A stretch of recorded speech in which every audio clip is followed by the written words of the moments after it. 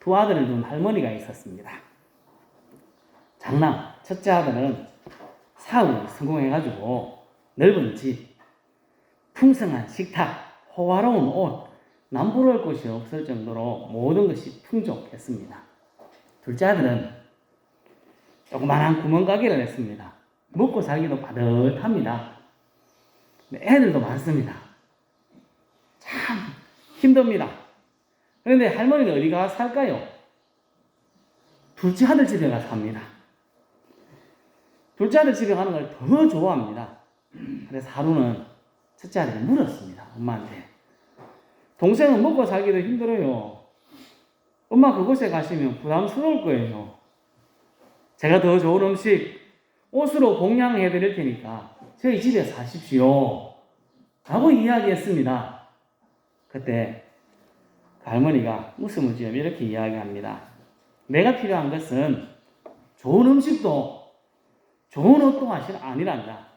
네 동생은 밤마다 내 편을 끌어주고 학교에서 돌아온 손자들은 그날 재밌었던 일을 나한테 짜잘짜잘짜잘 얼마나 잘 이야기해 준다고 이렇게 이야기했다고 합니다. 부모가 원하는 게 뭡니까? 진정한 효도, 이 글에는 이렇게 적혀 있습니다. 진정한 효도란 물질뿐만 아니라 함께 시간을 보내고 부모의 마음을 헤아리는 것입니다. 부모를 섬기는 것, 한문으로 봉양이라고 한다고 합니다. 봉양. 봉양보다 한 단계 높은 수준, 그게 있다고 하는데, 그게 양지라고 표현합니다. 양지. 그 뜻은 헤아려 안다 하는 의미입니다. 장남은 어머니를 뭐 했습니까? 봉양하려고 했습니다. 차남은요, 양지, 어머니의 마음을 헤아리는 것입니다. 자녀가 부모에게 효를 다하고 부모의 마음을 헤아리는 게 참 좋습니다. 저도 부족해서 수준이 이만큼 안 됩니다. 불효자거든요. 성경에도 부모에게 효를 다하라 그렇게 말씀하지 않습니까? 오늘 말씀도 그렇게 가르칩니다. 부모에게 순종하는 것은 옳은 일이다. 부모를 공경하는 것은 약속 있는 첫 계명이다. 땅에서 잘되고 장수하는 길이다. 라고 말씀합니다. 성도 여러분, 옳은 길, 약속 있는 첫 계명, 부모를 주 안에서 순종하고 공경하는 일을 우리와 우리 자녀들이 잘하여서 우리와 우리 자녀들이 잘되고 땅에서 장수하는 복을 누릴 수 있기를 예수님의 이름으로 축복합니다. 이 말씀을 언제 하는 겁니까? 이 말씀을 언제 해야 됩니까? 어버이 주일을 해야 됩니다. 오늘 왜 엉뚱하게 이 말씀을 하느냐? 저는 오늘 이 말씀을 가지고 부모에 대한 것보다 하나님과 우리의 관계에 대해서 한번 생각해 보려고 합니다. 우리 신앙생활을 부모와 자녀 관계로 생각하면 신앙생활은 이해하기가 조금 쉽습니다. 갈라디아서 4장 6절에 이렇게 말씀합니다. 같이 읽습니다. 너희가 아들이므로 하나님이 그 아들의 영을 우리 마음 가운데 보내사 아빠 아버지라 부르게 하셨느니라. 아멘. 우리는 예수님을 믿고 예수님의 십자가와 부활을 믿음으로 하나님의 자녀가 되었습니다. 그래서 하나님을 뭐라고 부릅니까? 아빠라고 불러보셨습니까? 아직 우리는 용감하게 아빠라고 부르시는 분은 없습니다. 아버지 기도할 때 이렇게는 부르지 않습니까? 아버지. 자녀된 우리가 하나님 아버지께 어떻게 해야 할까요? 어떻게 하는 것이 효도를 하는 걸까? 1절 말씀을 이렇게 소개합니다. 같이 읽습니다. 자녀들아 주 안에서 너희 부모에게 순종하라. 이것이 옳으니라. 아멘. 부모에게 순종하는 것은 옳은 일이다. 근데 순종이 뭘까요? 사전의 뜻은 이렇습니다. 다른 사람, 특히 윗사람의 말이나 의견 따위에 순순히 따른다. 그 제 말이 순종이라는 말입니다. 부모의 말이 어떻게 해야 된다고요? 의견에 순순히 따르는 것. 우리 하나님께, 하나님 아버지께 순종한다는 것은 하나님의 뜻, 하나님의 말씀에 내 뜻이 좀 안 맞아도 그냥 순순히 순종한다, 순순히 따른다 하는 것이 그게 효도를 다하는 것입니다. 이것을 2절에서 조금 다르게 표현합니다. 2절에서 이렇게 이야기합니다. 같이 읽습니다. 내 아버지와 어머니를 공경하라. 이것은 약속이 있는 첫 계명이니. 아멘. 1절에서는 순종, 2절에서는 공경하라 하는 말씀을 하고 있습니다. 그럼 공경은 무엇일까요?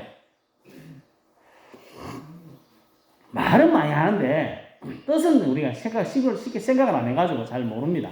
사전의 뜻은 이렇습니다. 남을 대할 때 몸가짐을 조심스럽게 하고 받든다 하는 뜻이 국어사전의 뜻이고요. 원래 이 말을 헬라어로 적혀 있는데 헬라의 뜻은 이렇습니다. 공경하다, 높이 평가하다, 높이 가치를 둔다 하는 뜻입니다. 하나님 아버지를 공경한다 하는 것은 하나님을 높이 평가한다는 것입니다. 높은 가치를 둔다는 것입니다. 우리가 쉽게 이야기하면 하나님을 하나님으로 인정한다. 하나님을 우리는 보통 뭐라고 생각할까요? 하나님을 우리 보통은 기도하면서 우리 종처럼 부릴 때도 있는데 그렇게 하지 말라라고 이야기합니다. 부모를 공경한다 하는 말은 부모에 대한 가치를 가지고 바라는 겁니다. 잘하고 못하고가 아니고 그냥 부모는 부모이니까 공경하라 하는 것처럼 하나님을 공경하라 하는 것은 하나님을 제대로 된 하나님으로 인정해줘라. 그리고 높이라 하는 것입니다. 성도 여러분, 우리 아버지 되신 하나님을 인정하고 순종의 삶, 공경의 삶을 살아갈 수 있기를 예수님의 이름으로 축복합니다. 우리 하나님을 공경한다면 우리는 어떻게 해야 할까요? 하나님을 하나님으로 인정한다면 우리가 어떻게 살아가야 될까요? 여러 가지가 아니겠습니까만 두 가지만 생각하려고 합니다. 첫 번째, 하나님을 하나님으로 인정하면, 하나님을 높이 평가한다면 하나님을 예배하는 삶을 살아가야 합니다. 우리 성경 요한복음 4장 23절입니다. 같이 읽습니다. 아버지께 참되게 예배하는 자들은 영과 진리로 예배할 때가 오나니 곧 이때라. 아버지께서는 자기에게 이렇게 예배하는 자들을 찾으시느니라. 아멘. 하나님을 높이 평가한다면, 하나님을 인정한다면 하나님을 찾고 하나님을 예배하는 삶을 살아가야 합니다. 하나님은 예배하는 사람들을 지금도 찾고 있다. 그렇게 말씀하고 있습니다. 교회에서만 예배해야 됩니까? 주일날 이렇게 나와서 이 자리에 앉아있는 것이 예배입니까? 그렇지 않습니다. 교회에서뿐만 아니라 생활 속에서도 하나님을 예배해야 된다고 말합니다. 로마서 12장 1절입니다. 같이 읽겠습니다. 그러므로 형제들아, 내가 하나님의 모든 자비하심으로 너희를 권하노니 너희 몸을 하나님이 기뻐하시는 거룩한 산 제물로 드리라. 이는 너희가 드릴 영적 예배니라. 아멘. 우리가 하나님을 하나님으로 인정하고 높인다면 우리의 삶 가운데서도 하나님이 찾으시는 바른 삶의 예배를 드려야 된다. 그렇게 말씀하고 있습니다. 말씀을 따라 하나님이 원하시는 삶을 살도록 힘쓰고 노력해야 됩니다. 이것이 삶의 예배. 하나님을 제대로 인정한다면 예배를 제대로 드려야 된다는 겁니다. 눈을 딱 뜨고 하나님을 예배하는 삶이 되어야 됩니다. 그게 하나님을 하나님으로 인정하는 삶입니다. 두 번째, 하나님을 하나님으로 인정한다면 하나님께 기도해야 합니다. 자녀들에게, 부모들에게 묻습니다. 이거 해도 되냐고, 저거 해도 되냐고. 우리 아들은 자꾸 묻습니다. 나가서 놀아도 되냐고, 이거 먹어도 되냐고 자꾸 묻습니다. 필요한 거 있으면 뭐 할까요? 사달라고, 이거 사달라고, 저거 사달라고 이야기합니다. 이처럼 하나님의 자녀인 우리들도 우리의 이야기를 하나님께 이야기해야 됩니다. 이거 필요한데 이거 주십시오. 이거 하고 싶은데 이거 해도 될까요? 라고 묻는 겁니다. 다윗은 늘 승리했다고 말합니다. 왜? 그는 하나님께 늘 물었습니다. 전쟁에 나갈 때마다 물었습니다.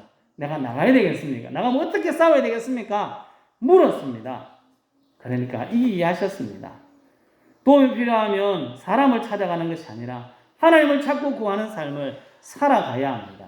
성경은 우리들에게 구하고 찾고 두드리라 말씀합니다. 구하고 찾고 두드리는 사람에게 하나님은 주시겠다 분명하게 약속합니다. 의인의 간구, 의인의 기도는 역사하는 힘이 크다 말씀하고 있습니다. 우리의 기도를 반드시 들어주시기 때문에 우리가 담대하게 힘있게 살아갈 수 있다 성경은 소개하고 있습니다.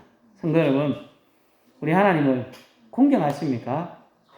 그렇다면 하나님을 예배하고 하나님을 찾고 하나님을 구하여서 하나님을 깊이 만나고 우리를 인도하시는 하나님 아버지를 자랑할 수 있기를 예수님의 이름으로 축복합니다. 벌써 끝나갑니다. 여러분 행복하지 않습니까? 처음에 말씀드린 둘째 아들 부모에게 뭐 많이 해드린 게 없습니다. 자기도 먹고 살기가 빡빡하기 때문에 부모에게 해드린 것이 많이 없지만 부모의 마음을 헤아려 드렸습니다. 동양을 넘어서 양지 마음을 헤아려 드렸습니다. 하나님도 우리들에게 양지의 단계, 동양을 넘어서 양지의 단계로 나아가기를 원하십니다. 우리 하나님 아버지의 마음을 헤아려 드려야 합니다. 부모가 무엇을 원하는지 알아야 헤아려 드릴 수 있지 않겠습니까? 우리 하나님 아버지가 가장 원하시는 것이 무엇일까요? 예수님이 승천하시기 전에 비슷한 말씀을 두 번 합니다. 마태복음 28장 20절입니다. 같이 읽겠습니다. 내가 너희에게 분부한 모든 것을 가르쳐 지키게 하라. 볼지어다 내가 세상 끝날까지 너희와 항상 함께 있으리라 하시니라. 아멘.